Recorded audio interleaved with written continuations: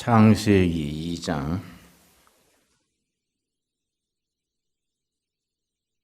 7절 말씀.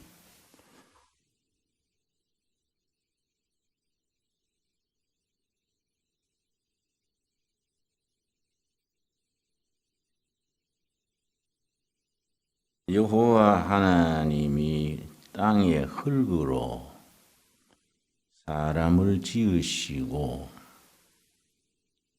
생기를 그 코에 불어 넣으시니 사람이 생명이 되니라.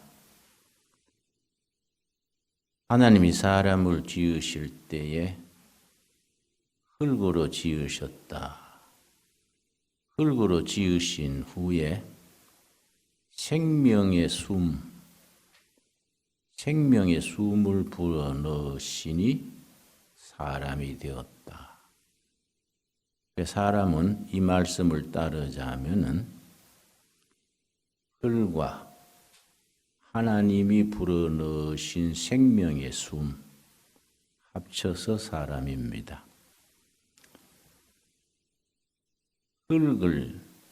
흙의 땅을 아다마 그럽니다. 히브리 말로.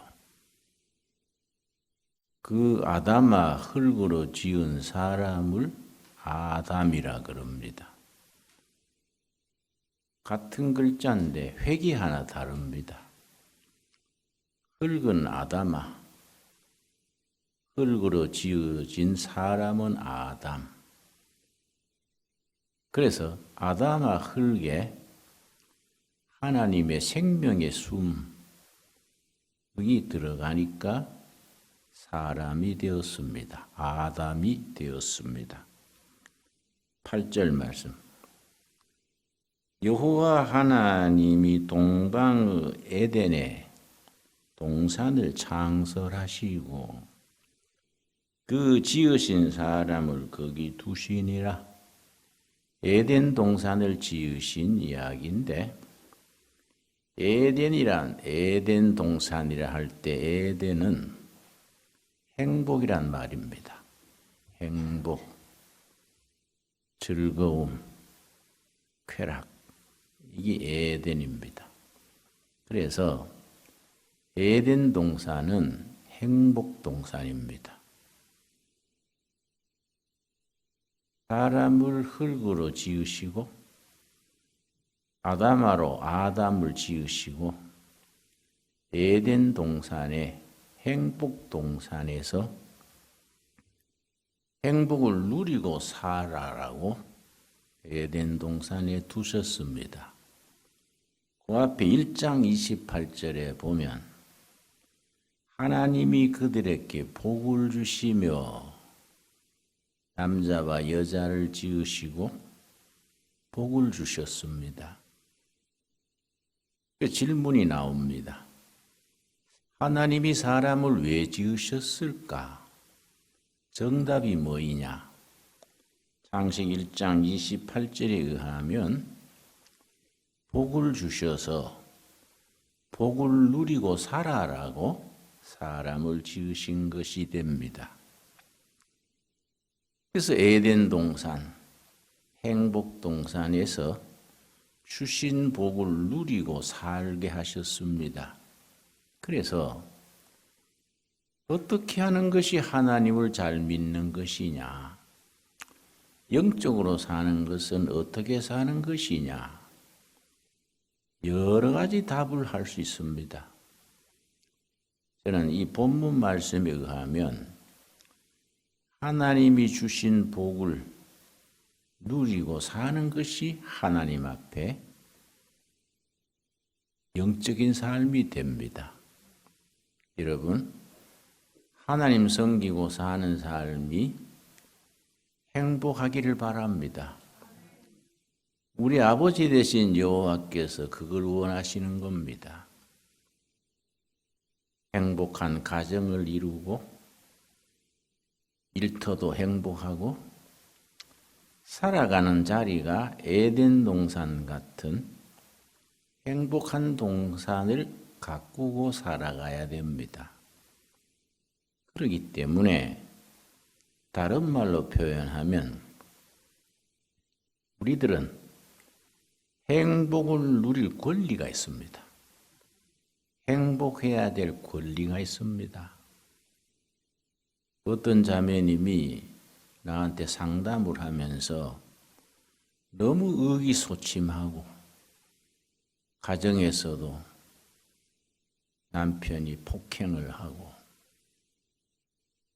어려운 사정으로 아주 거의 그러기 상태에 있는 자매님이 나한테 상담하고 그래서 죽을까 살까 그런 생각으로 왔다 그래서 제가 길게 말하지 않았습니다. 자매님, 행복할 권리가 있습니다. 자신이 어느 길이 행복한지 그걸로 결정하세요. 나는 어떻게 사는 것이 나한테 주신 행복을 누리고 사는 삶이겠다. 그걸 깊이 생각하셔서 그 길로 따라가세요. 남편한테 희생한다, 자식들한테 희생한다. 그게 아닙니다. 자신이 행복해야 남편도 행복하게 할 수 있고 자식들도 건강하고 행복하게 자라는 거이지 그렇게 무작정 참고 살다가 병들어서 그렇게 기진맥진해서 불행해지면은 첫째 하나님이 기뻐하지 않는 것이고 가족들에게도 좋지 않고 본인도 그거 사는 방법이 아닙니다. 아내가 그렇게 일러줬습니다. 하나님이 사람을 지으시고 복을 주시고 에덴 동산에서 행복 동산에서 행복하게 살게 하셨습니다. 9절 말씀. 여호와 하나님이 그 땅에서 보기에 아름답고 먹기에 좋은 나무가 나게 하시니 동산 가운데에는 생명나무와 선악을 알게 하는 나무도 있더라. 9절에서는 과일 두 가지가 나옵니다. 생명나무와 선악과 나무입니다. 선악과 나무는 우리 번역은 선악과라고 했는데 왜 선악과라고 되어 있느냐? 이 본문은 중국 성경에서 번역을 했기 때문에 선악과로 나옵니다마는 히브리어 원문 성경은 선악과가 아니고 지식의 나무, 여호와를 바로 알고 행복하게 사는 지식, 인간이 인간답게 사는 지식, 바른 길, 그런 뜻이 들어있습니다. 그 영어로는 Tree of Knowledge, 지식의 나무. 에덴 동산에 나무가 둘 있었다. 생명나무와 지식의 나무, 선악과 나무가 있었다. 성경에서 생명나무가 처음 등장하는데 성경 전체 속에서 나무 세 그루가 있습니다. 창세기 2장에 나오는 생명나무, 에덴 동산의 생명나무. 이 나무가 사라진 겁니다. 에덴 동산의 불순종 범죄로 인해서 에덴 동산에서 추방당하면서 생명나무란 말이 성경에서 사라집니다. 그러다가 성경의 맨 마지막 장 요한계시록 22장에서 다시 생명나무가 등장합니다. 요한계시록 22장 우리 한번 찾아보겠습니다. 창세기 2장 3장에 나왔던 생명나무가 성경에서 사라졌다가 성경 마지막 장 마지막 책 마지막 장에서 생명나무가 등장합니다. 1절. 또 그가 수정같이 맑은 생명수의 강을 내게 보이니 하나님과 및 어린 양의 보호자로부터 나와서 길 가운데로 흐르더라. 강 좌우에 무슨 나무입니까? 생명나무가 있어. 천국에 대한 이야기입니다. 12가지 열매를 맺되 달마다 그 열매를 맺고 그 나무 잎사귀들은 만국을 치료하기 위하여 있더라. 다시 말씀드려서 창세기 2장에서 에덴 동산에 있던 생명나무가 사람들의 범죄 불순종으로 에덴 동산에서 추방당하면서 생명나무가 사라졌는데 성경의 마지막 책 요한계시록 마지막 장 22장에서 다시 등장합니다. 그러면 성경 전체에서 나무 세 그루다. 에덴 동산에 있던 생명나무와 요한계시록 22장에 나오는 생명나무 사이에 나무 한 그루가 더 있다. 예수님이 지신 십자가 나무. 예수님이 지신 십자가 나무에 대한 믿음으로 통과하면 다시 생명나무를 우리가 열매 먹으면서 영원한 생을 누릴 수 있게 됩니다. 하나님이 처음부터 주셨던 복을 회복해서 행복하게 살 수 있게 되는 거지요. 해답은 예수님이 지신 십자가 나무지요. 자, 성경 본문으로 다시 들어옵니다. 창세기 2장 9절 말씀. 여호와 하나님이 그 땅에서 보기에 아름답고 먹기에 좋은 나무가 나게 하시니 동산 가운데에는 생명나무와 선악을 알게 하는 나무도 있더라. 자, 그 다음 9절, 10절 말씀. 강이 에덴에서 흘러 에덴 동산 그 중심에서 강이 흘러서 그 강에 흐르는 물이 생명수 강이요.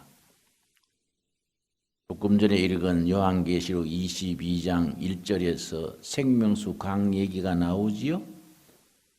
생명수가 흘러서 흐르는데 그 강 좌우에 생명나무가 있더라. 나무 한 그루에 12가지 실과가 바꿔가면서 열린다. 내가 시카고에 식물원 있습니다. 시카고시에서 세운 식물원 견학을 갔더니 위에는 도모도가 열리고 밑에는 감자가 열리고 또 한쪽에는 가지가 열려요. 그래서 내가 그 12가지 과일이 생명나무에 번갈아서 열리는데 그 열매를 먹는 사람들은 치료하는 능력이 있더라. 그 말이 이해가 가더라고요.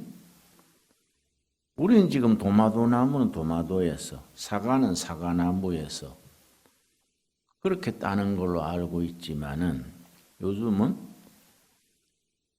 과학이 발달하면서 한 나무에 사과 열리고 배가 열리고 도마도가 열리고 그렇게 딱 열릴 수 있는 거지요. 우리 여기 농장에도 이 조항에 그런 나무를 하나 좀 전문가들하고 의논해서 길렀으면 좋을 것 같아요. 그런데 에덴 동산 거기에서 강이 흘러서 사방으로 흘러내리는데 10절 다시 읽습니다. 강이 에덴에서 흘러나와 동산을 적시고 거기서부터 갈라져 네 근원이 되었으니 에덴 동산에서 강의 근원이 되어서 사방으로 강물이 흐릅니다. 사방으로 흐른다는 말이 영적 상징입니다. 동서남북 사방. 그래서 사는 땅의 숫자입니다. 동서남북. 에덴 동산에서 강이 사방으로 하나씩 흐른다. 강 이름을 다 적었습니다. 히브리어에서는 숫자를 굉장히 중요시해서 4는 땅의 수, 3은 하늘의 수, 성부, 성자, 성령. 하늘의 수는 3, 땅의 수는 4, 동서남북. 그래서 사복음서. 그래서 이 땅의 수지요. 하늘의 수 3하고 땅의 수 4를 합치면 7이지요. 이걸 성경에서 완전수입니다. 완전수. 그래서 7교회, 7나팔, 7천사. 7이 완전수지요. 완전수에서 하나가 빠지면 6이지요. 이거는 사탄의 수지요. 요한계시록에서는 사탄의 개수를 666 그래. 666. 7에서 하나 빠지면은 사탄이 되는 겁니다. 본래 신앙 성경적으로 해석하자면 사탄의 출처가 어디냐?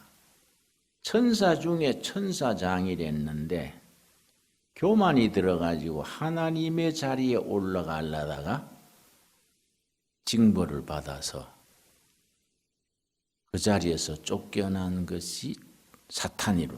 그래서 7에서 하나 빠진 6에 머무는 거지요. 그 땅의 수 4와 하늘의 수 3을 곱하면 3, 4, 12.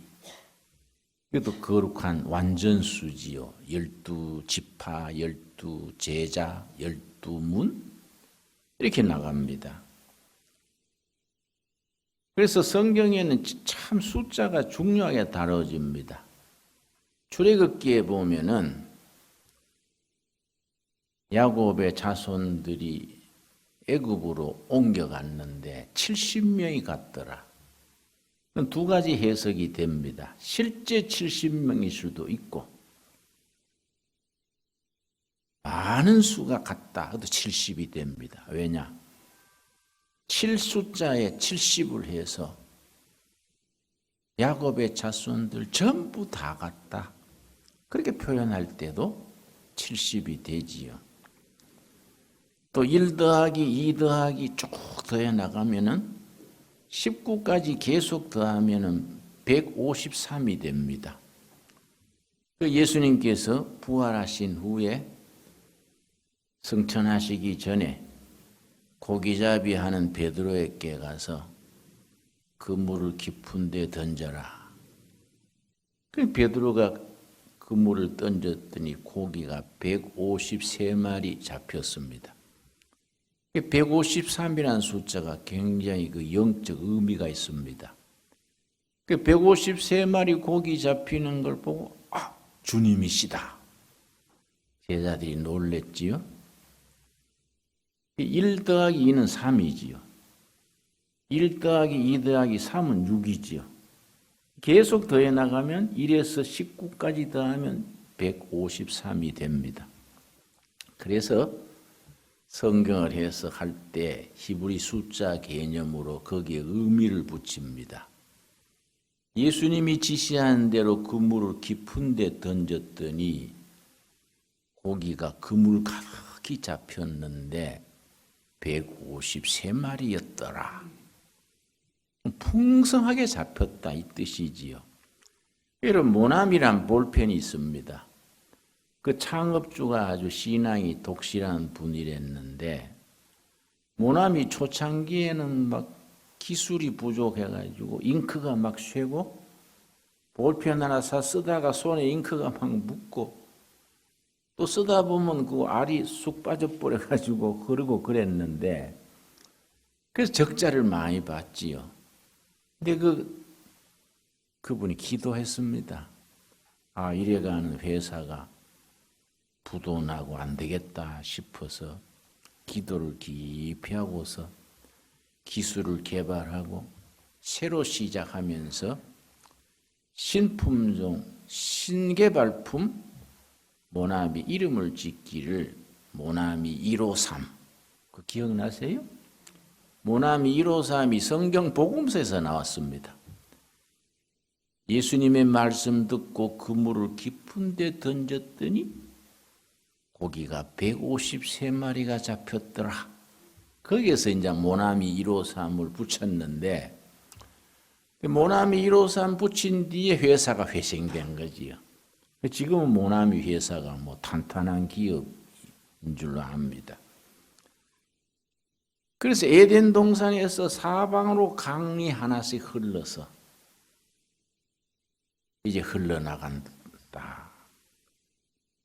이 강이 사방에서 흐른다는 것이 에스겔서 47장에 아주 의미가 깊이 나옵니다. 에스겔서 47장. 천국 보좌에서 강이 사방으로 강이 흘러내리는데 에스겔서 47장 1절 말씀. 그가 나를 데리고 성전 문에 이르시니, 하늘 성전을 말합니다. 세상 성전이 아니고 하늘 성전.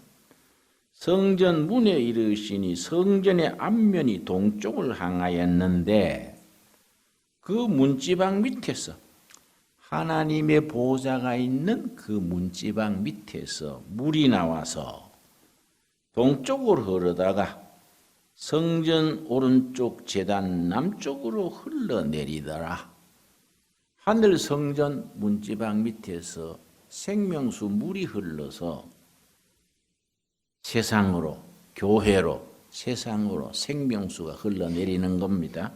2절. 그가 또 나를 데리고 북문으로 나가서 바깥길로 꺾여 동쪽을 향한 바깥문에 이르시기로 본즉 물이 그 오른쪽에서 스며 나오더라. 여러분, 천국 본문에 의하면 천국 문 들어갈 때 동쪽으로 들어가야 돼요. 이 본문에 의한다면은 동쪽 문으로 생명수 물이 흘러서 지상의 교회로 성도들의 심령으로 흘러내리는 겁니다. 그런데 그 생명수 물을 받아서 우리가 영적으로 자라는 단계가 있어요. 이 4단계입니다. 영적으로 성장하는 단계. 예수를 믿기 시작해서 초신자에서 성령 충만한 성도로 나아가는 데는 4단계를 거치는 겁니다. 3절. 그 사람이 손에 줄을 잡고 동쪽으로 나아가며 천척을 청량한 후에 내게 그 물을 건너게 하시니 물이 발목에 오르더니, 영적 길이를 재는 자가 있습니다. 자척자지요. 자척자. 그 처음에는 줄로 쟀더니 천척, 천자를 쟀더니 물이 발목에 올랐다. 발목 신앙이지요. 초신자 때 영적으로 깨달음이 없어서 그냥 발목 힘으로 교회 다니는 거예요. 영적 체험도 없고 깨달음도 없이 그냥 아내 따라서 친구의 권유로 교회 다니는 거예요. 발목 신앙이니까 오다가 뭐 친구가 뭐 골프 치러 가자. 그러면은 뭐 성경 찬송은 집 아내한테 맡기고 당신 갔다 와서 오늘 설교 말해줘. 그러고 따라가 버리는 거야. 은혜가 발목까지 와 있으니까 거기서 이제 진도가 나가는 겁니다. 4절. 다시 천척을 청량하고 내게 물을 건너게 하시니 물이 무릎에 오르고, 발목 신앙에서 무릎 신앙으로 진도가 나가는 겁니다. 무릎 신앙이 되면 자신이 스스로 무릎 꿇고 기도하는 거지요. 영적으로 그만큼 이제 잘하는 거지요. 그래서 맨날 건들건들하고 뭐 신앙도 없고 억지로 교회 다니는 듯 하던 아들이 밤중에 일어나가지고 침대 앞에 누워가지고 무릎을 꿇고 앉아서 기도하는 거예요. 무릎 신앙으로 온 거지요. 무릎 신앙까지는 부족하지요. 무릎 신앙 하다가 뭐 전화가 오거나 해서 빨딱 일어서 버리면 또 그냥 아니니까 거기서 이제 또 진도가 나가야지요. 자, 4절 다시 읽습니다.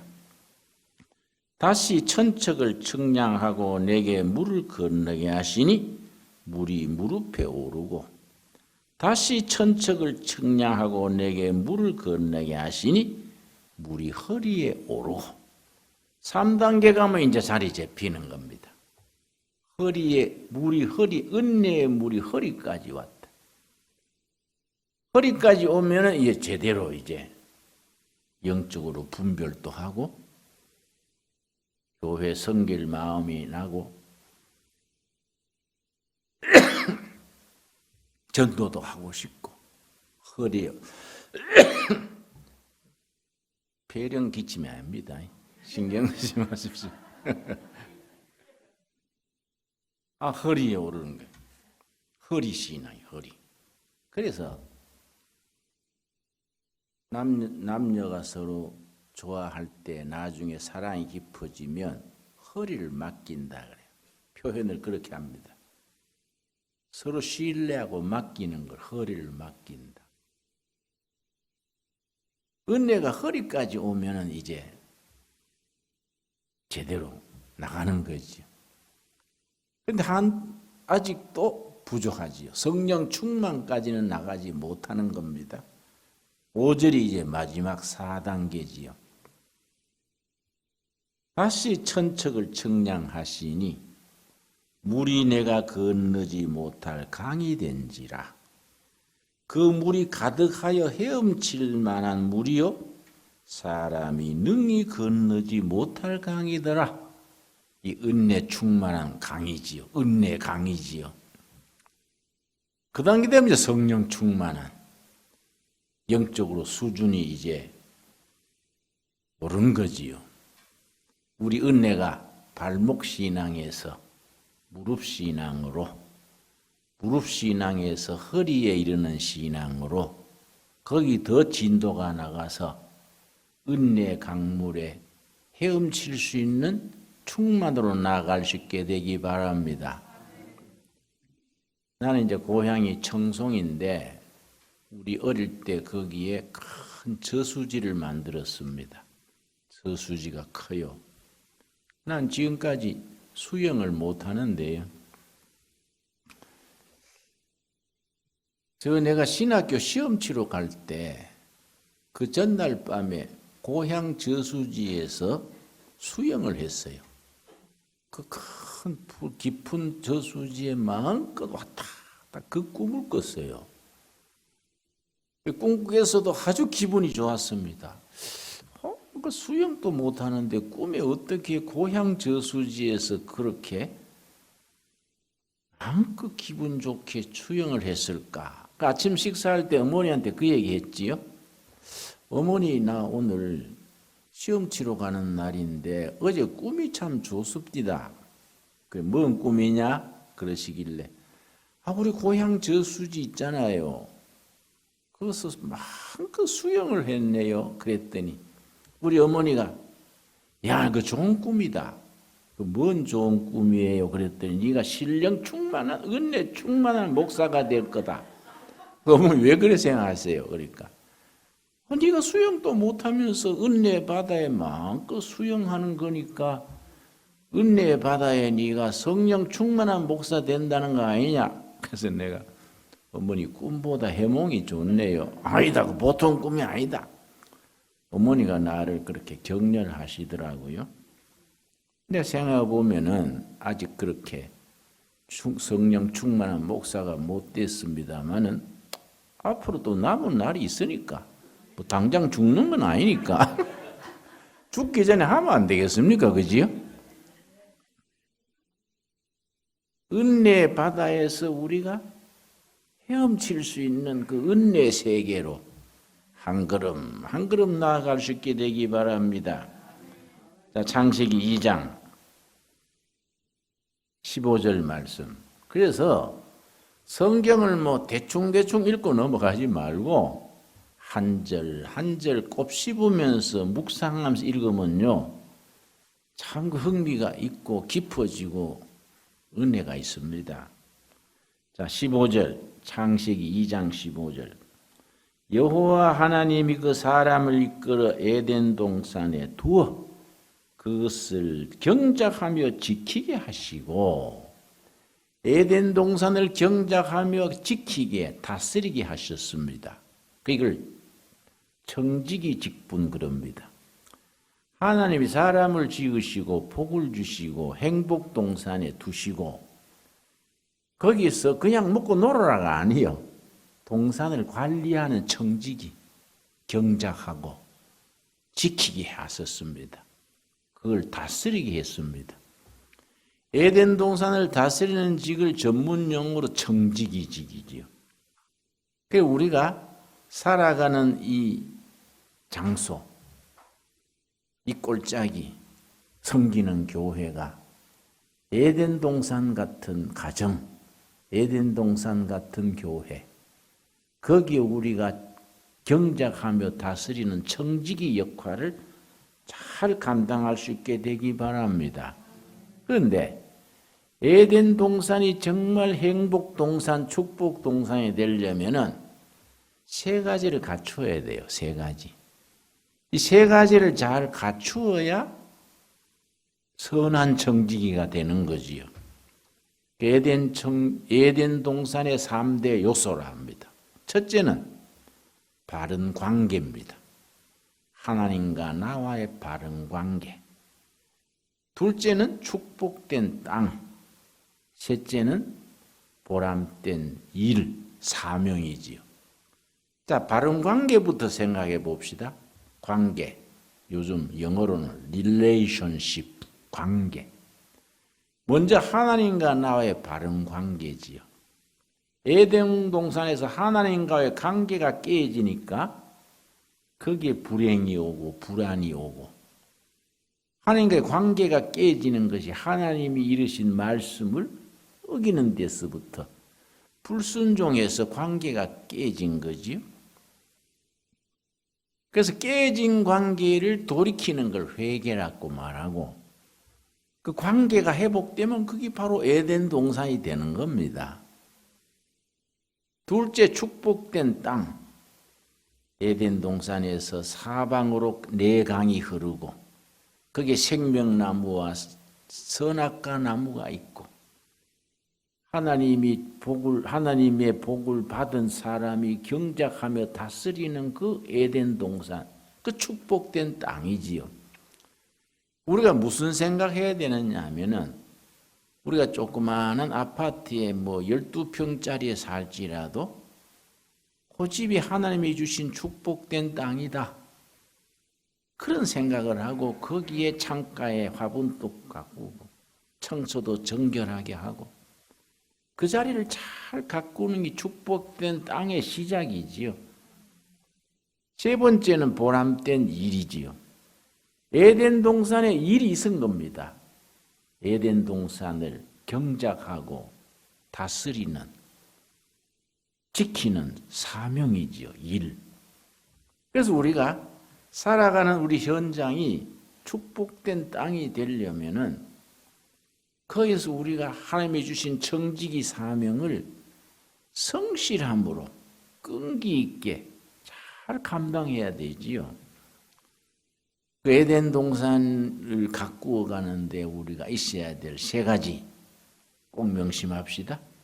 첫째 뭐라 그랬습니까? 바른 관계, relationship, 바른 관계. 그래서 바른 관계 그것을 히브리말로 살롬입니다. 살롬. 살롬 그러지요? 유대인들은 인사할 때 살롬입니다. 살롬. 그냥 평화로 해석하지만은 본래 살롬이란 말의 근본 뜻은 관계입니다. 관계. 하나님과 나와의 바른 관계가 평화가 되고 그 관계 위에서 사람과의 관계 거기서 평화가 오는 거지요. 그러니까 살롬이란 말이 참 중요한 말입니다. 바른 관계. 우리가 오늘 또 수요일 날 이래 와서 마음을 열고 예배 드리는 이 자체가 하나님과 나와의 바른 관계, 살롬의 시작이지요. 예배 드리고 나서 여러분 마음에 평화가 있기를 바랍니다. 이 살롬이죠, 살롬. 두 번째는 축복된 땅이지요. 에덴 동산에 그 하나님이 지으신 행복 동산을 잘 가꾸는 주어진 사명을 보람을 가지고 감당하는 일. 이 지금 또 우리에게 주어진 메시지입니다. 하나님과 나와의 바른 관계, 살롬의 관계, 그 관계 위에서 이웃과의 관계, 또 축복된 땅으로서 에덴 동산, 그 동산을 잘 가꾸며 경작하는 보람된 일. 우리가 살아가는 또 곳이 뭐 호화주택이든 새방이든 뭐 지하 단칸방이든 관계없이 하나님이 주신 에덴 동산의 시작이라 생각을 하고 정성을 다해서 가꾸어 갈 수 있게 되기 바랍니다. 이게 보람된 일이지요. 그럼 우리가 지금 에덴 동산이 시작이 되는 겁니다. 에덴 동산의 은혜를 주어진 사명을 잘 감당해 갈 수 있게 되기를 바랍니다. 우리 기도하겠습니다. 하나님 감사합니다. 이번 주도 은혜 중에 지내게 하셔서 감사합니다. 우리가 살아가는 자리가 바로 에덴 동산 되게 하여 주시옵소서. 하나님과 나와의 바른 관계, 살롬을 이루어가게 하시고 우리가 살아가는 곳이 초라한 단칸방일지라도 그곳을 에덴 동산으로 가꾸겠다는 열심을 품게 하옵시고 우리에게 주어진 사명, 보람된 일이 무엇인지 깨달아 정성을 다하는 선한 청지기로 세워주시옵소서.